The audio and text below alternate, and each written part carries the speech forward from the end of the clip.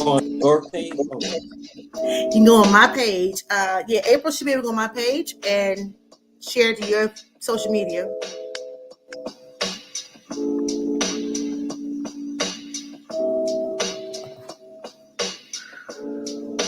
Hmm.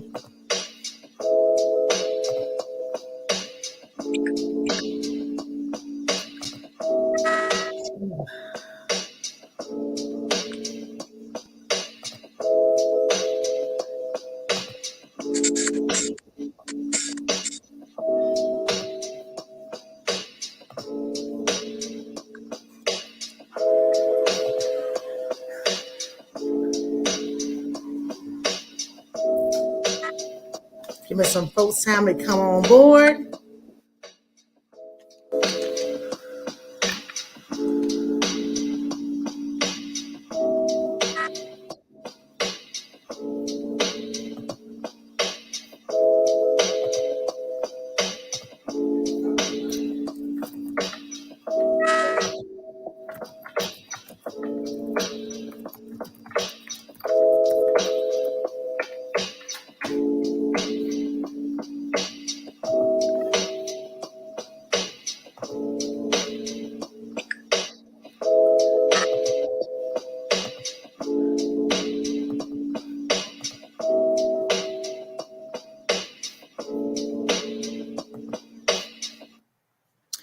Okay.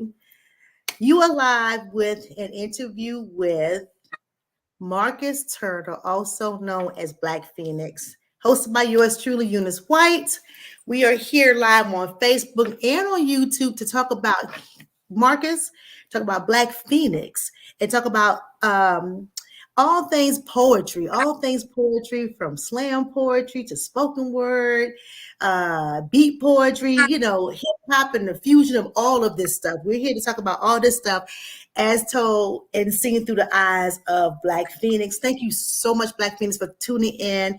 I apologize for the delay, beyond my control, but you're here and I'm here and I'm ready for a great conversation with you. Talk about you, your past, your present, and your future. So thank you for joining us tonight. thank you for having me. All right. So, as usual, I like to explain how an interview with goes. So, an interview with is a show that I came up with because I really wanted to really tap into talented people from all walks of life. We have so many folks around here that are gifted. They have so much to share, and they're sharing with the community. So, here we are with this poet, with this slam artist. I mean, this award-winning slam artist. To talk about just that and the history of it, where it's going. And it's all fun. It's all words. And words are so powerful. I'm so excited to have him here. And I happened to see him in an interview sometime about 2 weeks ago, I believe it was. And I was like, this guy is so amazing. I can't wait to really meet you myself personally and have that kind of conversation to see your history and your passion for this. So again, thank you for coming along. And I want to thank all of our viewers. Thank you so much. I know you're like, what happened at 8 o'clock? So we kind of tuned in about maybe 8:15, 8:19. My building decided to have a fire alarm. So unfortunately, right around about the 7-something, 8 o'clock hour, I had to bounce. I had to get out and then come back in. But I do thank all of our viewers for tuning in. Thank you for your dedication and thank you for hanging in there. And you're going to be in for a really, really great interview. All right. And then I also like to tap into thanking our sponsors. So we have 2 sponsors that have been ride or dies for me and ride or dies for this show. One is called untappedmusicradio.airtime.pro. It's a radio station that airs every day for about 14 hours a day, starting at 8 o'clock a.m., playing all music, all things talk radio. And this show that we're doing right now will air on their program tomorrow at 3:30. Now, if you're an artist and you're looking for representation as an artist, if you're looking for beats, if you're looking for studio time, get in contact with untappedtalentrecords.com for your needs. You're going to be dealing with DJ Get Loose, also known as Frank Hatchett, or Frank Hatchett, also known as Get Loose, and his wife, Terry Hatchett. And they're there for you for all of your needs as it pertains to representation and music and production and all that fun stuff. So you can get with them for that. And then, of course, you definitely want to get with the organization that's sponsoring this program program. Well, got it on the wrong one. I'm so sorry. Here we go. There we go. I'm just still trying to learn this thing. It's aimed for the culture for the collective Armstrong International Media. You can get with them for all of your social media and marketing needs, but also Armstrong Marketing Media is an entertainment hub of all types of presentation that will be aired on a actual television station. So stay tuned for that in the coming 2022 coming forward. And this program is sponsored by them as well, but also will be presented on their television show to program. So yes, so all of that and more you'll hear throughout the broadcast, and we are getting started. So Mr. Turner, when did you fall in love with poetry? I fell in love with poetry when I was about 17. This was when my grandmother died, and I started seriously to help me cope with that. And Mm-hmm. from there, it just evolved into a love more for spoken word, which it was initially a love for both spoken word poetry as well as Mm-hmm. rap, because I did rap first before I started with that, but fell in love Okay. more with the poetry side. Okay. So I'm looking at your bio, and if you don't mind me sharing the bio, I do want people to know that Marcus Turner, aka Black Phoenix, you're a Lynchburg, Virginia native. One of the things that I do recall from the interview that I saw you in, the young lady asked you if you have any relationship to Nat Turner. Yeah, I remember that. I don't know if I have any Okay. relationship to it. It'd be really cool if I did. It's something I need to look into Yeah. across my lineage. Yeah, that would be something awesome to learn. So it's one of those kind of got to get into your little genealogy side, get the researching and finding out if there is some relation, because I believe that he is or was surrounded or came out of that kind of Lynchburg area, if I'm not mistaken. So it would be kind of nice to find out. That'd be nice to find out. So you mentioned that you started poetry, your love for it began when you were younger, but it sounded like it came out of some pain. And I remember in the bio, there's a statement stating that, it came out of that part of your love came out of pain. So was it just from your grandmother, or just life itself and all the fun stuff that comes from it?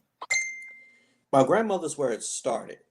It evolved from there in terms of tapping into my pain, because I guess it's one thing that I've done, and I guess I've seen a lot of people in terms of artists, and actually, and one of the things I think is about black people so great, you're able to Mhm. tap into the most tragic situations and things that bring you down and turn that into greatness, like turn nothing into something.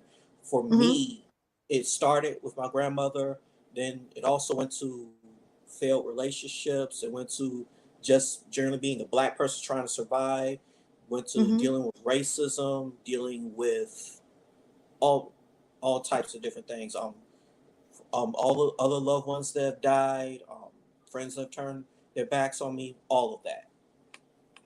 Don't you find it interesting that some of our best works come from pain? Isn't that interesting? I think about Mary J. Blige, for instance, and she have written or have performed, maybe written, I'm sorry, and performed lots of music that will speak to the pains of a universe. It's really interesting. And I find too that I remember when I used to journal a lot, I didn't realize that it was therapeutic at the time, but a lot of pain that I think I have suffered in the past, I would just write stuff out. Like I was literally pouring my pain onto page with a pencil and paper. And I found it very interesting. I found that from that, as you stated, from the works, from the pain, I was able to create short stories. I was able to create plays. I was able to create music. I was able to create some what I didn't realize were poems. I was able to create all of that stuff, and it was something I actually shared with others. Something that actually went on to perform on stage. I mean, it was went on to perform in the film life. It was really interesting. But you're right. It's really interesting how that pain can come out, and then and then fortunately, I would say help other people. So that's really interesting. So the question I have for you, because I'm not really well versed on poetry. Okay. However, I did do a little bit of research because I kept thinking spoken word, but then I read your bio and I said, wait a minute, I'm seeing a lot of slam poetry. So if you don't mind giving the audience, giving us the difference between spoken word, slam poetry. I have beat poetry. I also have spoken word hip hop beat jams. What's the difference in all of them? Because they all kind of like originate in poetry, right? In words, or no? Yeah. I don't claim at all to be an expert on it. The most I can tell you Mhm. is about the spoken word side of it and slam Okay. poetry. So, spoken word is poetry as it's performed on stage or Hmm. performed on a CD. So, it's more performance based and Hmm. telling your story on a stage for that part of it. Slam side is the competition side of it, where Okay. you to give you brief history of that and how that works. Started around the 1980s, so around 1984, I think it was, when a poet slash construction worker, Mark Kelly Smith. So what? Oh, and the reason why we say so what when we say that is because he felt that poetry was bigger than him, but he wanted to make it exciting because around this time it was thought of as one of those aristocratic things. It's more for the upper class. It wasn't at the almost street level per se. So he wanted to Okay. make it exciting. So he crafted what was known Upper as class. competition, and he called Okay. it Slam because it started at the Greenville Jazz Club, which was right across from Wrigley Stadium, the famous Hmm. baseball stadium. Which the most exciting thing that can happen in baseball is a grand slam home run, hence the term slam. Okay. And when the way competition works is 5 random judges are chosen. You go up, you do your poem. They'll score your poem low to high, from 0 to 10. 0 being that's garbage, don't ever do it again. 10 being that's the best thing I've ever heard. Decimal points are used to encourage a tie, something like 8.8, 9.9. They drop the low Hmm. score, drop the high score, and add it up. So the highest score any poet can ever get in the slam is a 30. Okay. Now I see that you have won quite a few slams. So people should know that you migrated to Simpsonville, South Carolina, and that's where you found your voice for poetry. And I have here that you embody humbleness, but when on stage, you're a fiery phoenix. You're a multi-talented musician and brilliant writer, as you said that you used to rap. And when you were attending open mics, which is so interesting that that's a big community down there for open mic or slams. I really think that's very interesting. Is that nationwide, or there's certain hubs in the nation that really, embrace slams?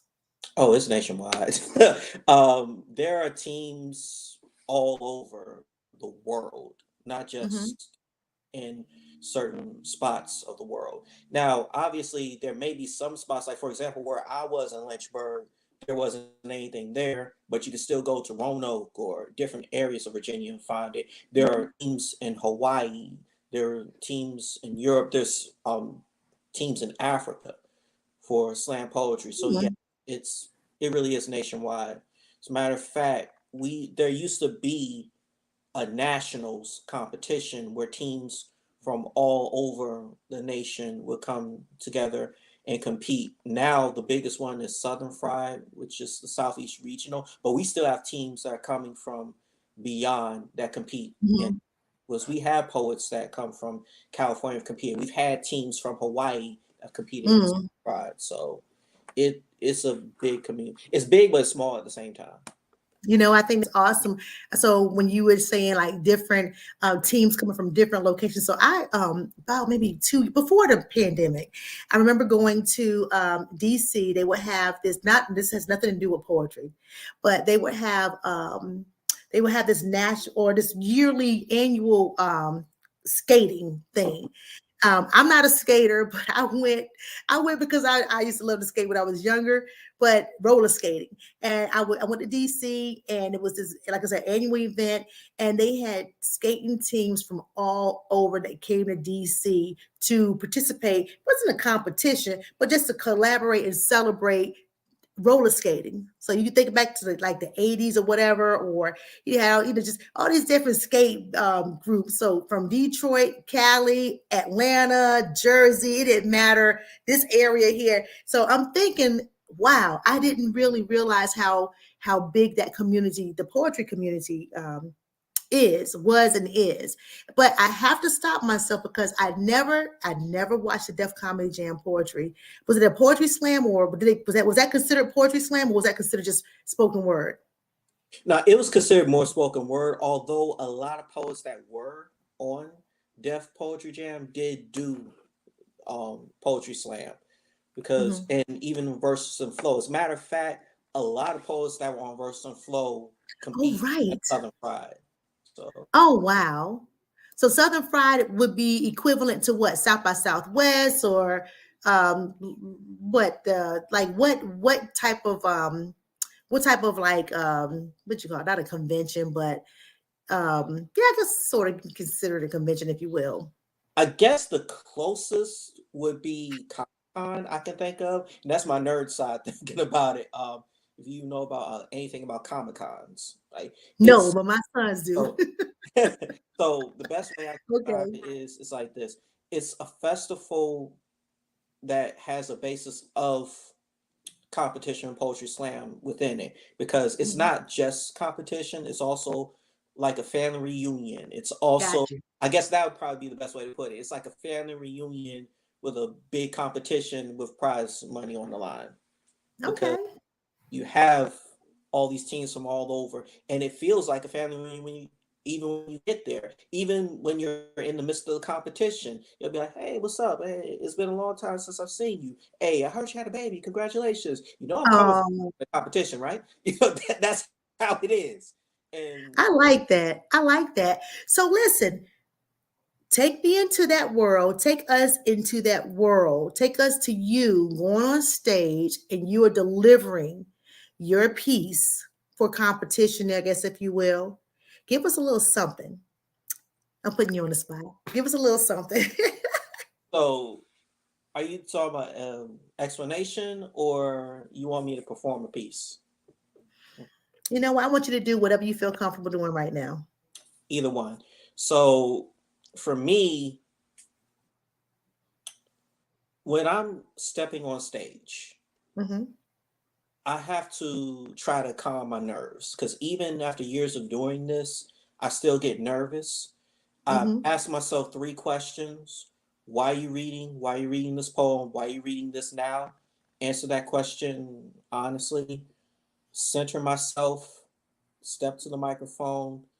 And Hmm. when I was a child, I used to love superheroes and fairy tales. And my favorite superhero of all time was Superman. Not because he was faster than speeding bullet, more powerful than a locomotive, or able to leap tall buildings with a single bound, more because of the simple fact he had Lois Lane.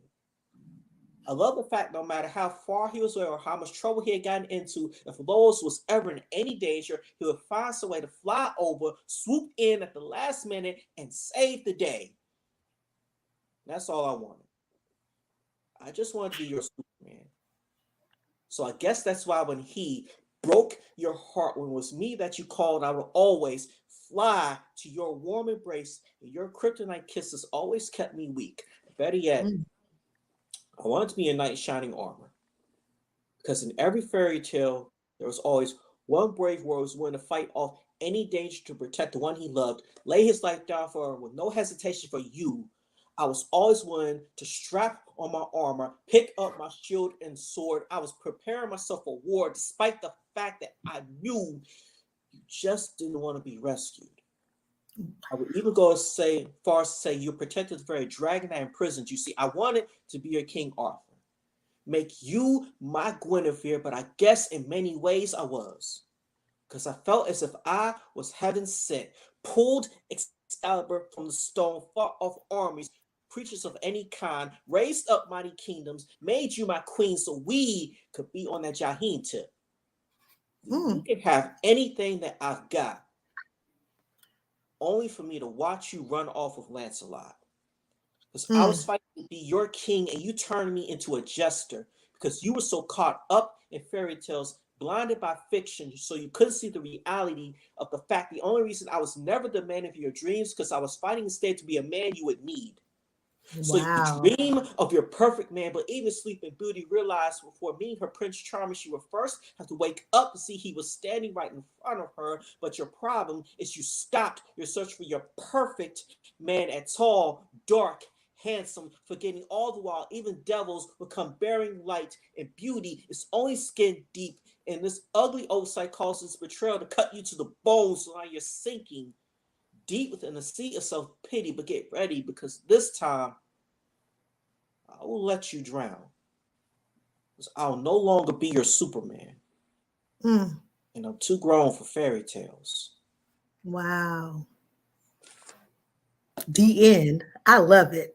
I love that piece. Where did that come from? Where did that come? You went from Superman to Knight in Shining Armor to what was the next one? That's no Superman. I Yeah, do. I remember Jaheim. yeah, King Arthur. Yeah. I said, "Oh, he went to Jaheim." I like that. That's deep. So that came from somewhere in your experience, or you watched someone else's experience, and that just like came out of you. Yeah, that was my experience because I was in a situation where I was chasing a girl and Hmm. it was like it was almost like she would give just enough attention to give me hope to keep me chasing.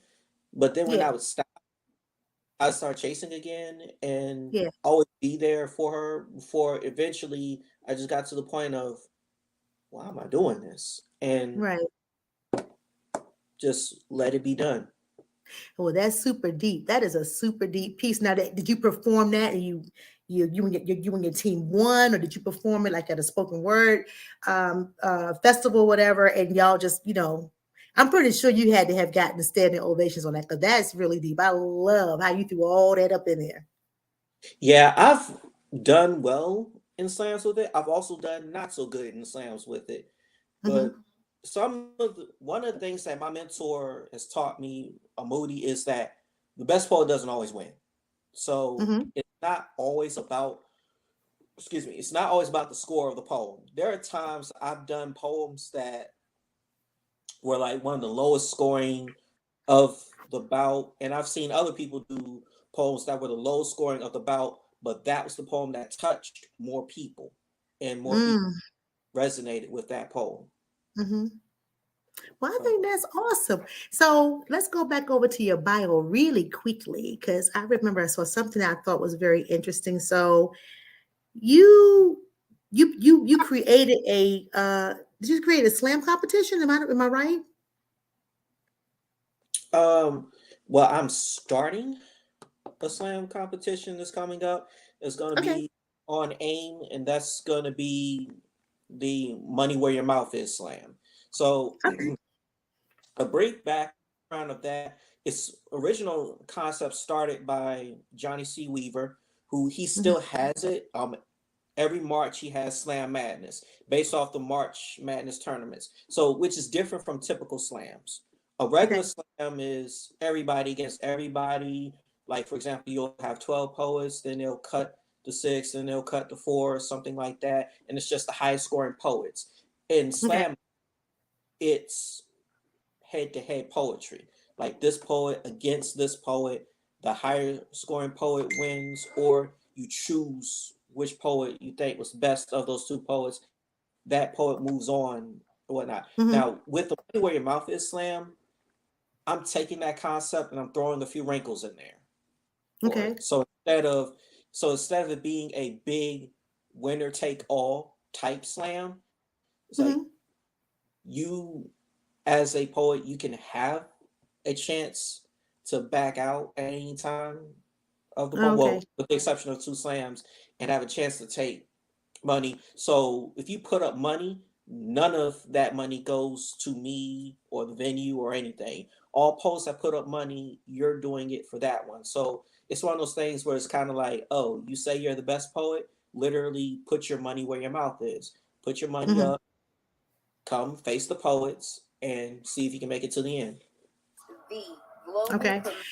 And what I'm finding super interesting is the fact that um I feel so a little bit ignorant about the craft of this whole thing because I would have never known it was just so.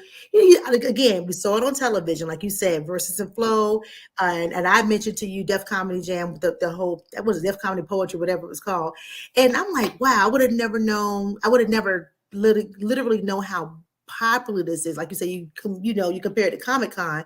This is absolutely awesome. And what I love about it is that these folks are getting up and and just it's just the whole power of words thing. Like what you just delivered to us a few seconds ago was absolutely beautiful. I mean, you literally told a story and it definitely resonated. And I'm pretty sure that I'm not the only person that resonated with, but I love something that just touches your soul. Like it literally touches your soul and pulls something out of you to kind of look at.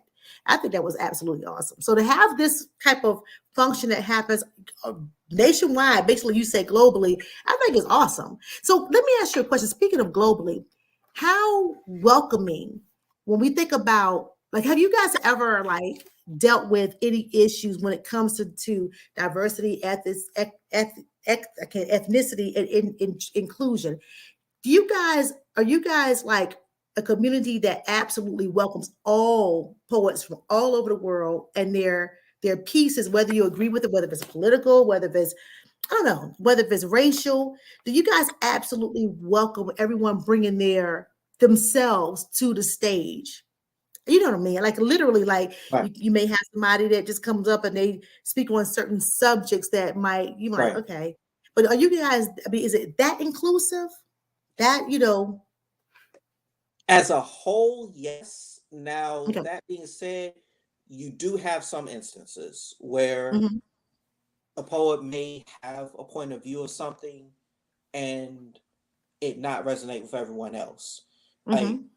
some there are some hot button topics. Like for example, when it comes to the um what was what can I think about?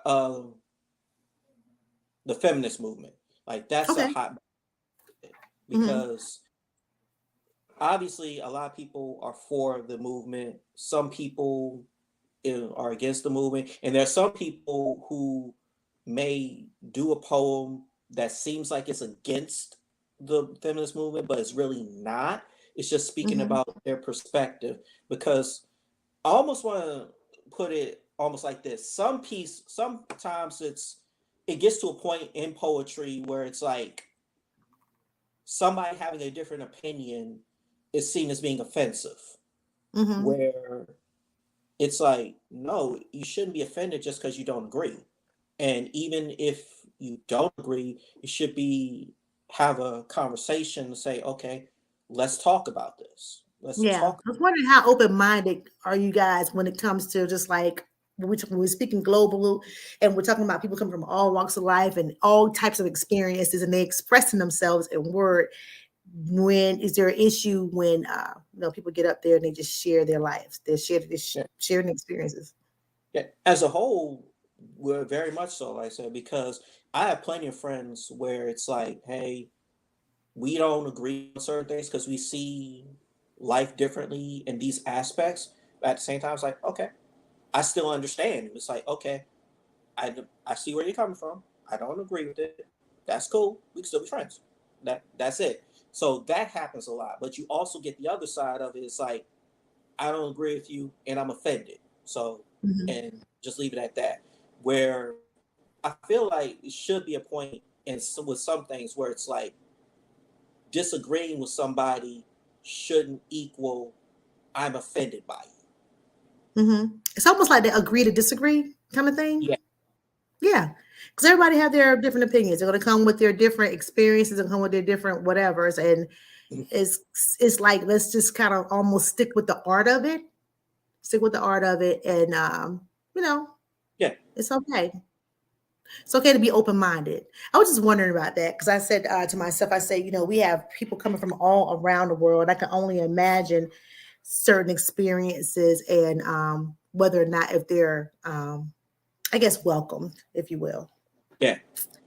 Yeah. Okay. So listen, what we're going to do real quick, we're going to go to we're going to go to our viewers really quickly and see if you guys have any questions for Black Phoenix, please hit them up in the comments. If you have any comments for him, please hit them up. If you have any questions for him, please hit them up.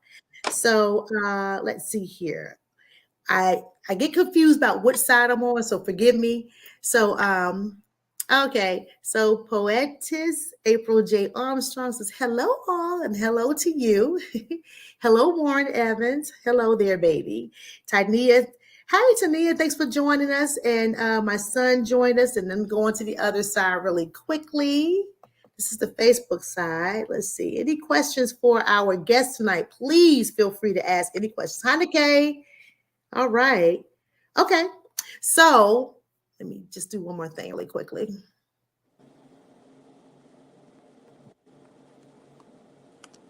Okay, gotcha. Okay, so another question I have for you really quickly is, let's see, I wrote a couple of notes down. Who's your favorite poet? Who's your favorite spoken artist, spoken word artist, I'm sorry, or slam artist? I can't really narrow it to one. I have just a top list of poets that Mhm. On that list is obviously you gotta put my mentor Moody Black on there. Mhm. Another mentor of mine, John C. Weaver, is one of my favorites. Rudy Francisco is a favorite of mine. Prentice Powell is a favorite of mine. Roscoe Burnham's love Dichotomy, Masterpiece. She's phenomenal. Well, I like that name. That's cool. Yeah, and I mean, like I said, it's too much to name. Too many to name on there. Solo is another one on there. Mhm. Old Soul, Bittersweet, Dove Dupree. I mean, it's a Black Chakra. Can't forget Mhm. about. Um, it's just so many. There's so many. So now when we talk about, and I think about literature, we have different really great literature artists, whether they are writers or poets that come from different eras of our movement or the movement of literature. Do all those folks you mentioned, are they more modern or some of them are past? Well, all the ones I mentioned are current Mhm. spoken word Okay. artists that practice in some way, Uh-huh. or or mentors. Like actually, everyone I mentioned, I've personally met. Okay, So good. a plus with that. As far as for other past literary icons, obviously you gotta throw Nikki Giovanni in there. You Yeah. definitely throw Gil Scott Heron in there. Yes. Yeah, Um, you're right. Maya Angelou, definitely can't forget her. So Yeah. obviously you have to read up on those two, Mhm. because they have been able to achieve this in a lot of ways as well. So Yeah. the literary side as well as the performance side, you can't neglect one side or another. Yeah, you can't. So I remember when I was taking this little African American literature course, this old thick old book. I don't know why out of all of this book, that mind you, we covered quite a bit of eras, right? But there was something about Gwendolyn Brooks' We Still Cool that I absolutely enjoyed. Um, it was just the way it was delivered. I actually had a chance to hear her read it on audio, mind you, not in person. And I was like, wow, that would have been considered spoken word at that time. Am I right? I'm sorry, repeat the question. No, Gwendolyn Brooks, she was a poet, not a, well, she definitely was a poet. She came out with this piece called "We Still Cool." I know it dealt with a time and an era where she was trying to address, I want to say, Black men and where they were in terms of finding themselves and not getting caught up in the crime and the stuff that was going on, drugs and crime and that kind of thing. It was really a good piece. It's very short. And I was asking, I said, would that have been considered spoken word? I did hear it delivered on audio, and I could see that being considered, I guess, slam poetry or performance poetry as well. So I was just wondering what do you think about her works? I know you mentioned a couple of other people, but what did you think about her works, especially? She's out of Chicago, wonderful writer. She's come up with so many different pieces. Well, well-renowned writer. I don't know, it was just a really good piece. And like I said, it was nice and short, but it was sweet and delivered, I thought, at the time, at least with the way she delivered it. So when somebody comes to for instance, when someone comes to a spoken word, a slam poetry, what should I, as the viewer and listener, look forward to from the performers? Or if you want to call them performers or deliverers, what should we look forward to? Because like I said, her piece, that was just on audio. It was really interesting. She did it live, but it was on audio, and it was just really interesting and nicely delivered. I say just look,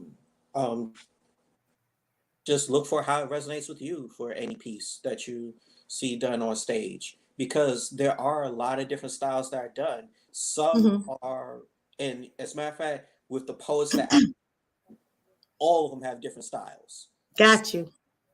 They bring the actual movements into it. Some people, like for example, one of my dear friends, Emotional, he used to mime, and he brought that into Wow. Poetry. That's I interesting. do sign language with it, and I've seen some poets who don't really do a lot of performance at all with it. Some, they just stand and deliver their poems regular, speaking as if I'm speaking to you now. No movements or anything that's done with it. No choreographed movements. Some have very soft voices. Some very loud voices. It's just a matter of what resonates with you. The only thing I don't want to say judge. Well, when it comes to poetry, when I am judging, yes, that's how I judge it. But when I'm listening to poetry just as a fan, I look for three things. Just one, you didn't mess up. Two, you made me feel or believe what you were saying. Three, Got you. you left it on stage. You left it on stage? Yeah, you left it all on stage. That's what I mean by that. When I say you left it all on stage, is meaning that you put your all into that performance. Okay. So it wasn't a matter of, okay, you were just kind of holding back. It was just you really gave me, I get a sense of what that poem was about. I get a sense that you really put yourself into the poem. You weren't just throwing words together because they sounded nice. Okay. How would you describe your style? I try to be as creative as possible without being super confusing. That's Okay. best way I could describe it, because I try to push myself to do different things with my poetry. And a lot of people say that they don't have boundaries. I say I do, because boundaries are good for two things. One, they're good for knowing when you've gone too far, and two, you know when you haven't gone far enough. So So I'm sorry, go ahead. no, sorry, you keep going. I'm sorry. I was like, so I know for me, for example, I had a big problem writing about social injustice. So, and it wasn't something that touched me. It was just that I didn't know how to write about it. So, because I knew I had this like boundary, this thing that was holding me up, I would go to others to say, hey, how do you write about this? And the other thing one mentor said, well, relate to something that you know, relate to something that is easy for you to write about. And that gets into doing Venn diagrams and other technical aspects of writing to push yourself. To push yourself. Okay. So what out of all the pieces you've written, I love what you did. Of course, I mean that was really cool to me. What you performed a little earlier. What is your favorite piece? And then besides the social injustice piece, are there any other, I want to say, topics that you just don't touch at all? That Hmm. really doesn't. Well, as far as for topics, I don't touch on feminism only because for me, it's not something I know enough about yet to write about. Okay. And in some aspects, I do feel it's not my place to write about it. So Hmm. I don't touch it. And as far as for favorite pieces, it's kind of a three-way tie between um one is my love hate piece. The second one is my Rubik's Cube piece. The third piece is my well, people call it button up, but the title of it is anti-love. Well, I call it anti-love, but it's an erotic poem, which is another topic that I kind of struggled with in writing, but I'm learning and getting better at writing for that. That is really interesting. I remember you called yourself a little nerd. So when you did a Rubik's Cube, but that doesn't mean you're a nerd. But I remember the Rubik's Cube from back in the day, and people could just like put that thing together and match all the colors. I couldn't figure that part out. I think that's really interesting. So to go from that and then, like you said, the erotic piece, I think that's really interesting. It means you kind of like, you can kind of touch a little bit of everything. Just certain things, like you said, certain things I'm gonna keep my bounds about because this is not my place. But I really like the fact that you are able to kind of open up and let yourself be vulnerable enough to touch different pieces and then you write about it. So what we're going to do at this moment, I'll get back to our viewers in a minute, but let's get to our next sponsor. Excuse me. Let's see. Armstrong International Media, who's presenting this piece.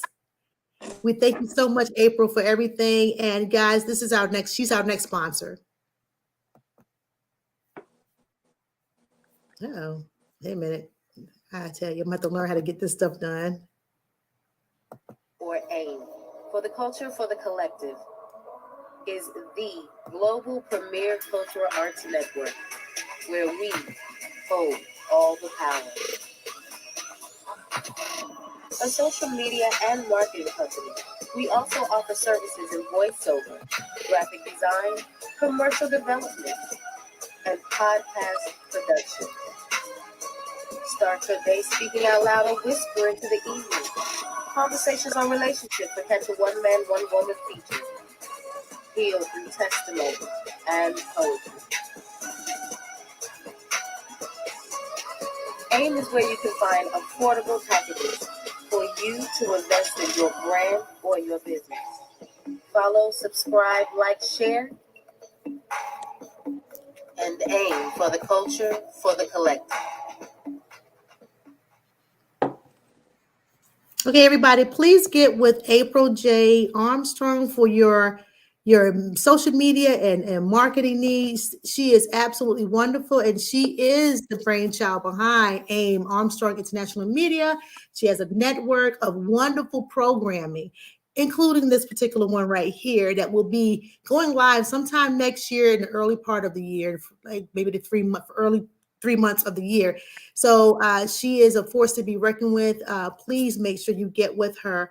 She's a wonderful person and very professional. And again, for your marketing and social media needs, please get at her. We have our YouTube channel right here, AIM for the Culture and for the Collective.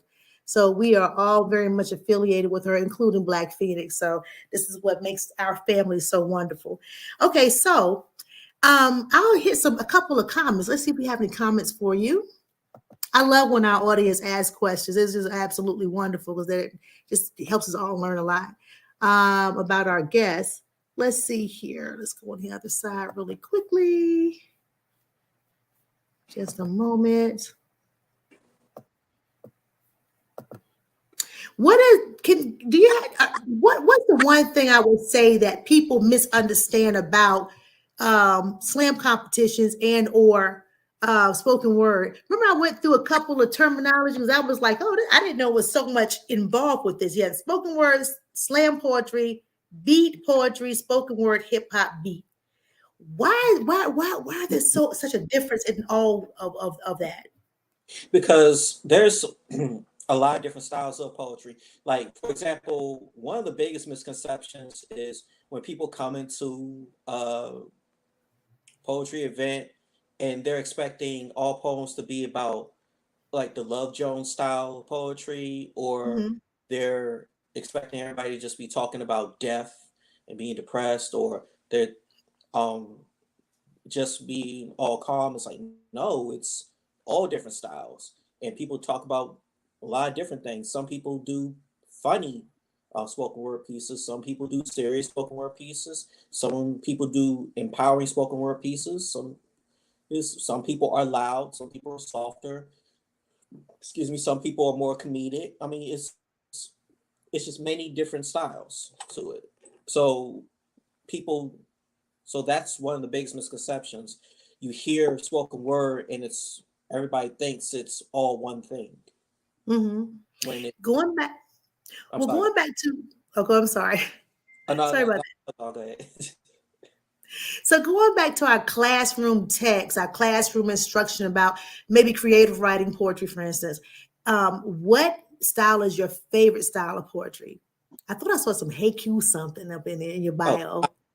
Did I say it right? Haiku. no, no, it's haiku. Haiku, But that's it. it's one of my favorite styles is haiku. My absolute favorite is can't really my favorite is quickly becoming social injustice. One social injustice poems. But Mhm. like I said,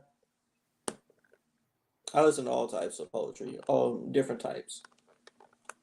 That's awesome. So it's interesting to see how that, first of all, we can be free to come into that arena, be creative, and share from our hearts different issues that's happening in the world. Have you had anyone that you know in your passing over the past couple of years touch on our COVID, the pandemic or the COVID-19, whether you should be vaccinated or unvaccinated?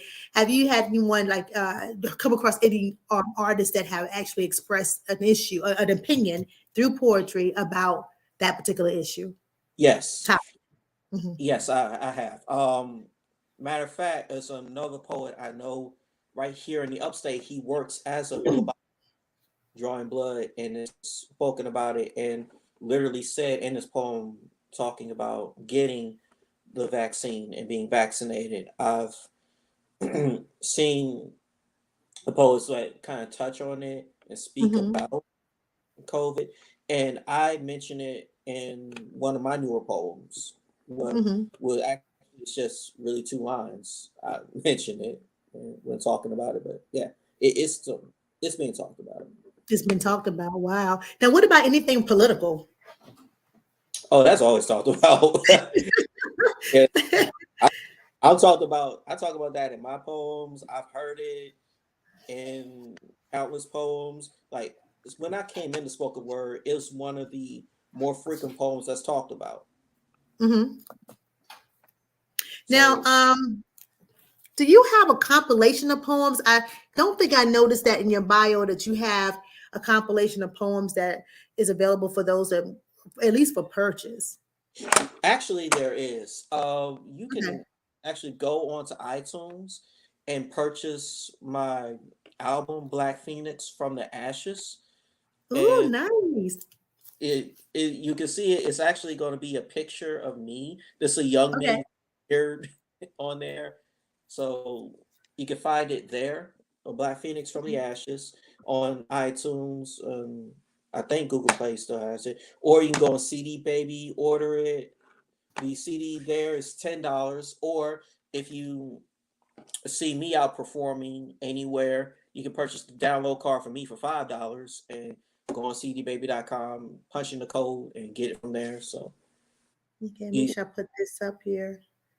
and Um, I'm also working on a new album that's going to okay.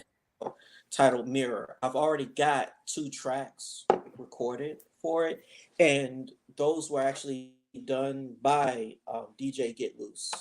So I've been working with Oh him. wow, that is too Out. cool. I can't wait to hear that. So it's an upcoming album.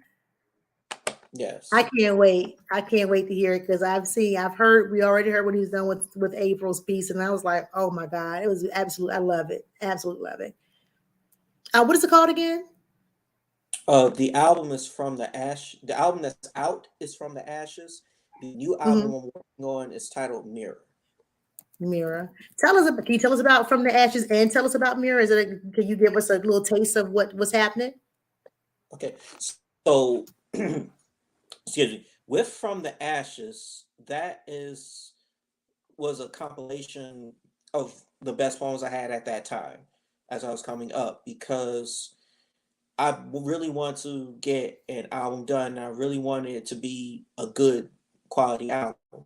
So, and the reason I coined the phrase, from the ashes, obviously, my name's Black Phoenix, from the ashes, here comes that. So it was easy correlation. Mirror, I titled it that because this is a reflective album that's more about me.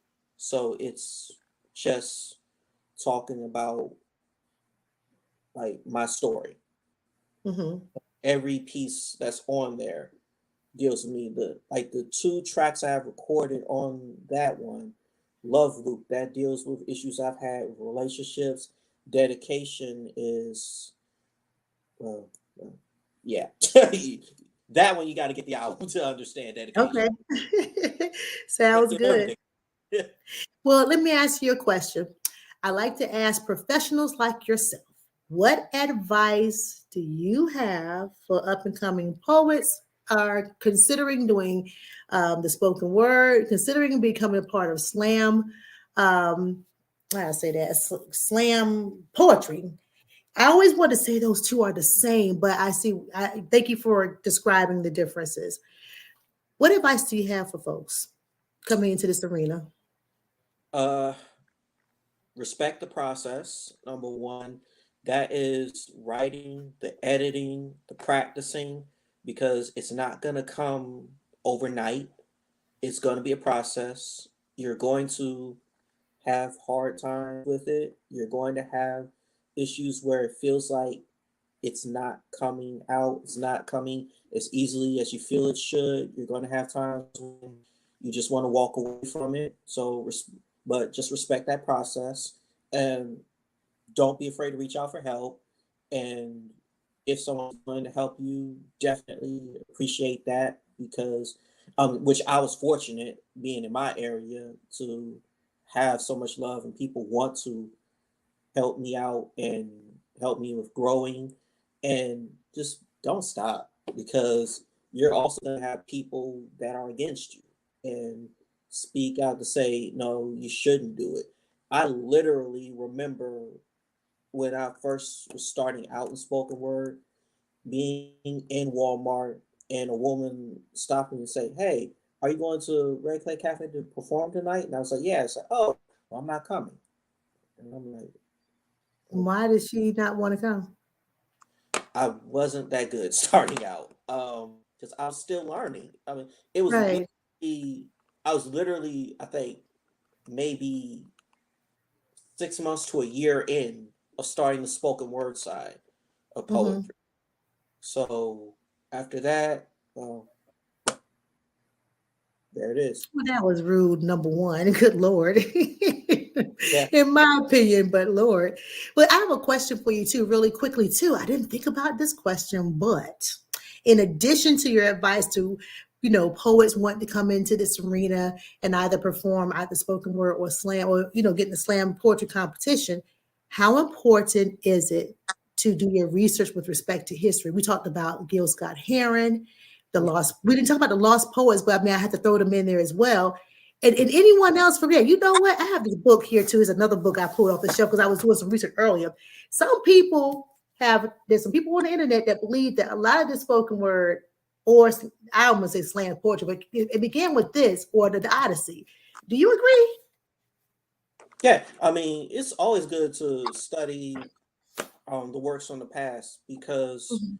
number one, those who forget the past. Well, actually, this doesn't fit in the realm of this to say Mhm. those get the pastor doing to repeat it. But the reason why it's important is because those are a lot of her great works, and they can help to influence your writing. Because I know, because I remember when I was actually going over some of Gil Scott Heron's work, and it helped me think, oh, that's a new way to think of that. I also read The Outlaw Bible of American Poetry, and I was reading older poems of people that started in slam poetry. And it's like, oh, Well, that's that's awesome. how they, wondering how they did that, how they're able to put together writing in this regards. Also, different ways of writing metaphors, different ways of writing similes. Because Mhm. I'm in even talking about, which this one thing that kind of irks me a little bit when it comes to some poets, where especially some poets, they say if you don't memorize, or this person was not a spoken word artist, look down on. Yeah, but neither was Maya Angelou, and she read the inauguration. So what's that tell you? So yeah, especially study her works, because Mhm. she's a phenomenal poet with written phenomenal works that have stood the test of time. You're right. You're right. And I'm fascinated that you stated that because I've interviewed a couple of people who have referenced her in their works. A couple of people I've interviewed, excuse me, author James Rodman, he pulled a piece from Maya Angelou that dealt with love and relationships. And I have another young lady, Michelle Barnes, aka Mickey Styles. She have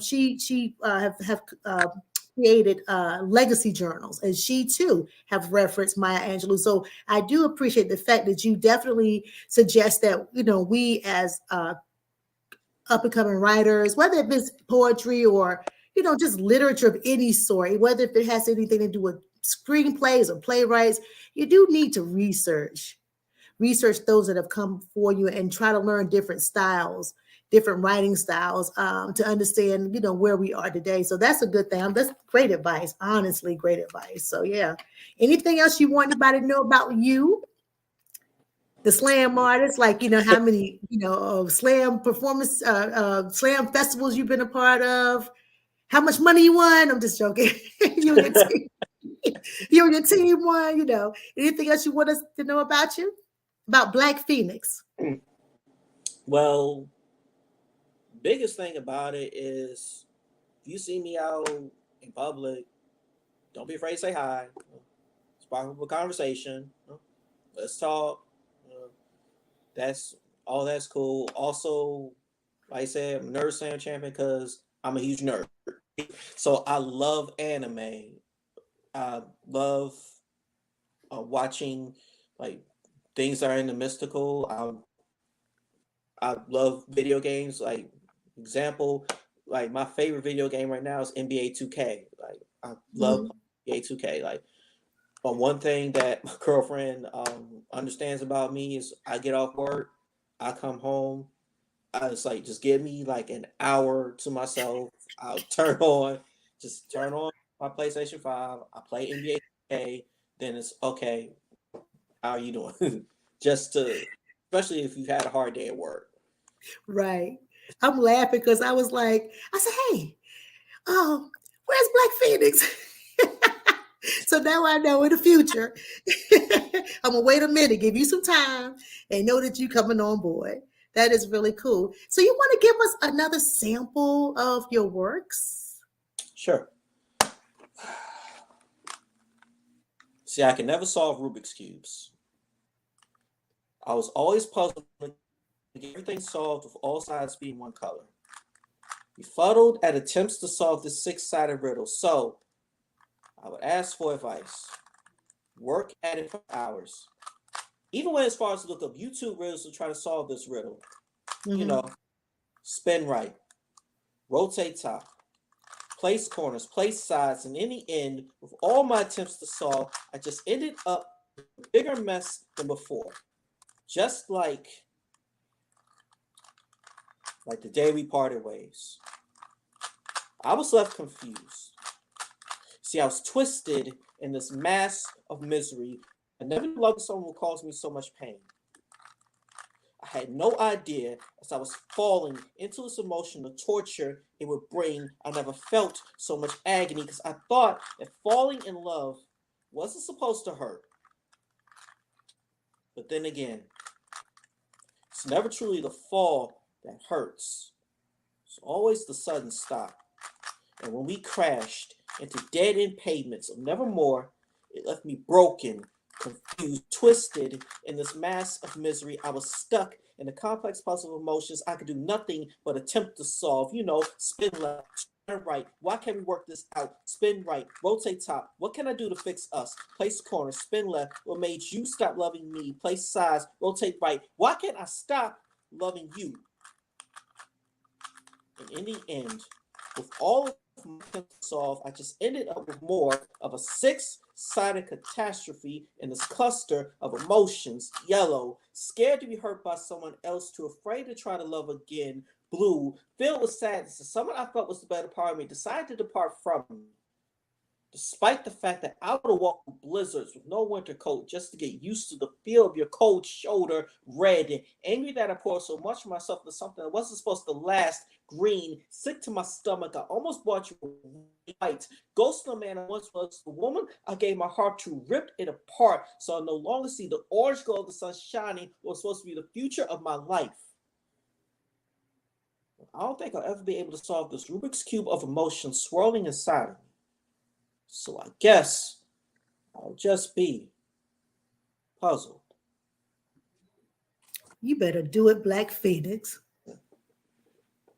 That was awesome. That was awesome. So I'm guessing one day you was kind of in a spiritual slump and you would say, I'm gonna play my little Rubik's Cube right now. And all of a sudden, all of that came out. That is awesome. Absolutely awesome. Y'all give it up for Black Phoenix.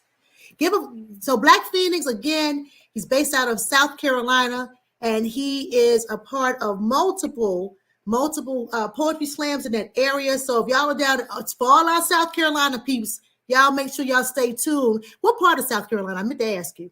It's in Greenville. Greenville, right? You said Greenville?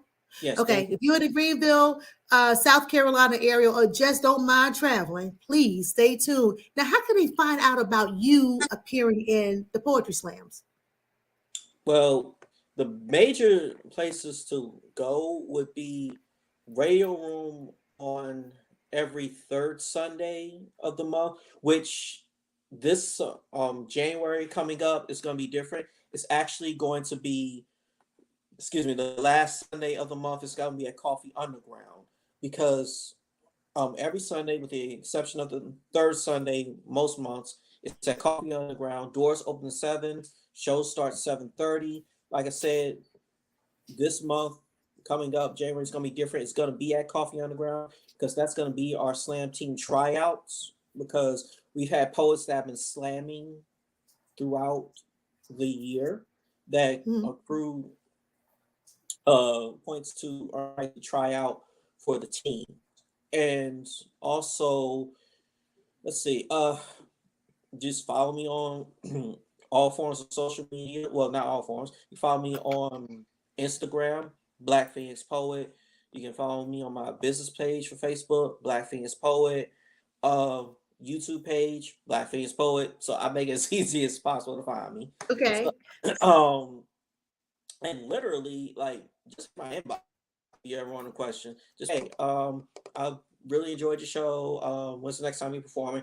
Matter of fact, my next performance is going to be actually my first feature of the year. It's going to be in Charlotte, North Carolina, with Granny Boys. Hit up Just Ja and Wits, because they have a show that's going on in Charlotte that I'm going to be featuring. Like, this is my first feature of the year. Wow. Okay. Trying to put that up there really quickly. And that's the Charlotte area, right? Yes, it's in Charlotte, North Carolina. Okay. And what is it called again? The name of the show? Well, it's hosted by Just Ja and Mr. Wits. Trying to get information on it, but again, they can reach you on your. You're gonna have this information available on IG.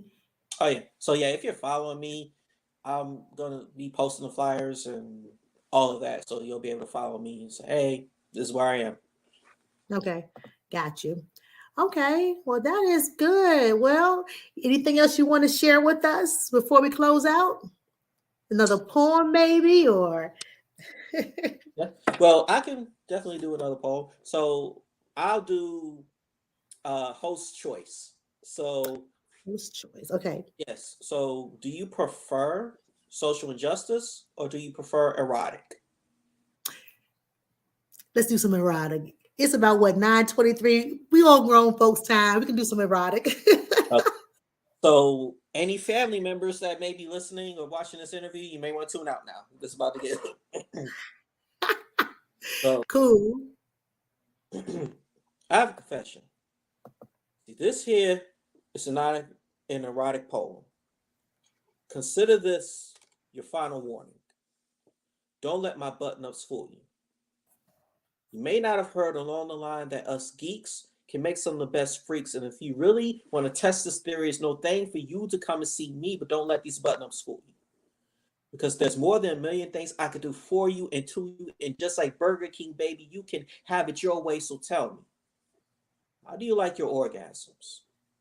See, we have the endless waterfall squirts, the uncontrollable back spasm specials, my personal favorite, the dick down till you pass out. Either one is cool with me, and if you can't decide, then screw it. We'll just do all three, but don't let these button ups fool you.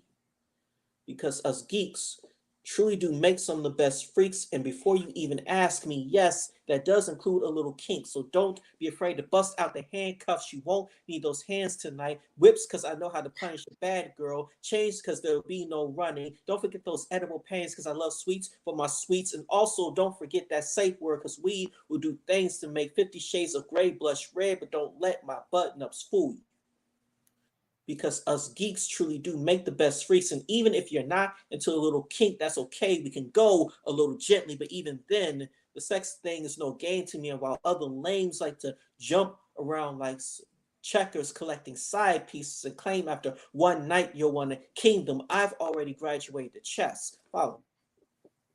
What that means is I do more than just move forward missionary. I'm no pawn in the sex game, and those up, down, left, right moves are so past A. I'm no rook E, recognizing you as a queen, so no move is off limits. The only L you take in the bedroom is this LD, because this knight is a warrior. So once my bishop moves in position of your V, I won't stop till you tap out our eyes, roll back, and you pass out. And it's in game, no Avengers checkmate. I told you, don't let my button ups fool you, because us geeks, we truly do make some of the best freaks. And if you want me to put it to you bluntly, here it is. See, I want you to fuck me like you hate me. Lay back on the bed. Make me lick every inch of your body as if you know that it's poison and I'm trying to commit suicide. And if I try to stand up, push me back on the bed, sit on my face, and as my tongue moonwalks and spins on your clit, drown me in your waters of ecstasy, disregard my breathing. My face is purely for your pleasure. There's a reason I grew this beard out. We will fuck like we hate each other. As I push you back on the bed and throw your legs back till your toe ring touches the headboard, bury your nails to my chest and back as if you heard somewhere that there was treasure hidden in my body, and the only tools you have to dig with are your hands. Then I will flip you over, bend you over at the waist, hitting it from the back. Baby, I want to be so deep inside of you that when you try to lick the roof of your mouth, it's me that you taste. Then when I grip you by your waist and pull your hair back, don't even moan as you take my back shots. Just look back every now and then with an evil scowl and say, is that all you've got?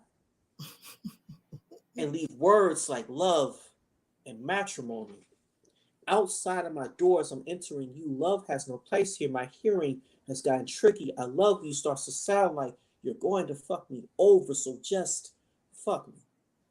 As if your pussy is a lethal weapon and my dick is my weakness. Fuck me as if each orgasm I give you brings me closer to my death. Smother me with your titties. Better yet, I need you to choke me. As for payback for the ass slaps I was giving as I was hitting it from the back, fuck me, suck me like you hate me. Don't just give me head. Deep broke my rotten stab as if you're testing the pudding pop for the first time and you love it. And when I climax, swallow my life essence as it helps you to devour my soul. Fuck me like you hate me. And when it's over, tell me how much you loved it. Ah! That's a good one. He said, tell me how much you loved it. That's a good one. Oh my gosh. I hope you guys truly enjoyed our Black Phoenix tonight. I'm just checking for some comments really quickly. Of course, everybody is just giving you praise. Thank you, Michelle. Thank you so much. She says that you are great job, Marcus. Great job. And thank you, Michelle. I'm telling you, thank you so much. I'm telling you, this is a great interview. I told you I enjoyed the interview you did with the lady. I'm so sorry if I don't recall her name on she had it live on IG. Lavina. Yeah, that was a really great interview. And then it was so funny because I think for some reason I ended up losing her or something. I don't know if the broadcast went out for some reason, but I didn't catch the entire interview. But what I did catch, I thought it was really cool. So yeah. So I thank you so much for being a part of this. And I do apologize for us running late. Unfortunately, I cannot believe this happened at my building tonight, but it did. But thank you for your patience. I do appreciate it. Thank you for having me. Oh, you're absolutely welcome. Not a problem. I hope to have you again when we review. We're going to have to come back because I know that you do have the 2 pieces that are out that I need to put back up here.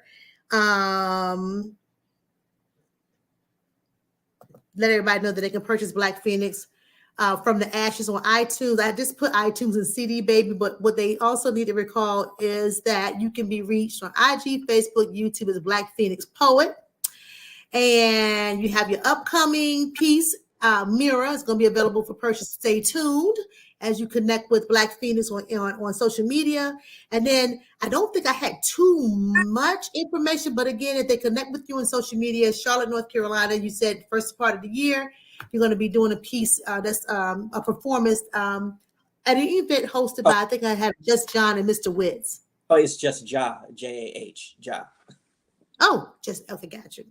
Okay, cool. Let me fix that really quickly. So yeah, thank you so much. And I guess again, I'm gonna be staying tuned for you. So yeah, you got to come back on this show and we can talk some more about your upcoming pieces, because the pieces you're gonna do with DJ Get Loose, I know it's going to be nice. I know it's going to be nice. Yeah. And I absolutely love April's piece. I was like, oh my God, I love that. So I'm gonna hit over to Facebook real quick. I think I have one more comment and then we can close out. Let's see. I think that is everything. Yeah, that is everything. Okay. Well, thank you everybody for tuning in to an interview with, excuse me. I do appreciate everybody coming out tonight during the holiday. I have to always remember it's a holiday time. Oh my gosh, it's holiday time. So I know a lot of people are just like, trying to get themselves together.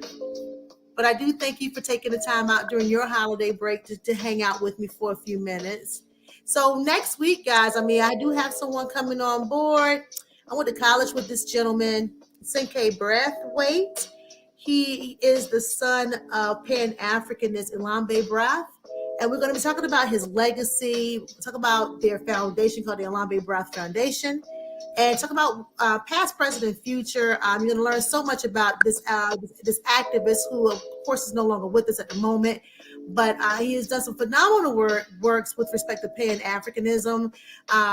You'll learn how he was very instrumental in the Central Park 5 situation, and how he was helping to be an advocate for those boys, and just everything that he's done from the 70s Black Power movement. He's done so much. But his son and I went to college together, and we're going to talk about what his son is doing to keep his father's legacy going. And that's next week, Tuesday, 8:00 p.m. live on Facebook and YouTube. So I look forward to you guys coming back. But y'all give it up for poet, slam artist, Black Phoenix. And thank you so much for sharing with us, educating us, opening our minds to so much that goes on in the world of poetry. I really appreciate that, because that was very educational. So I really appreciate your time and your patience in explaining that to us. And we look forward to to all that you have going on in the future. Look forward to all of that. So I'm looking forward to you coming back. We got to talk about your piece coming back. Got to discuss that. And I look forward to it. So. All right. Okay, guys. Well, listen, thank you so much to everybody who tuned in tonight. And we are going to see you guys on next week. And I always say goodbye to everybody, Black Fetus, but I always ask you to just hang around for a few minutes. So you guys take care, have a great new year, and make it safe, everybody. Make it as safe as you can, but enjoy your new year, and God bless, and we'll see you on next week. All right. And thank you to our sponsors. Thank you to my sponsors as well. UntappedTalentRecords.com and Untapped Music Radio and AIM. What I have here? April J. Armstrong. I can never see my stuff. April J. Armstrong, AIM. She's here for the culture and for the collective, and she is awesome. So thank you so much. All right. So that's it for us. So we'll talk to you guys next week. Thank you.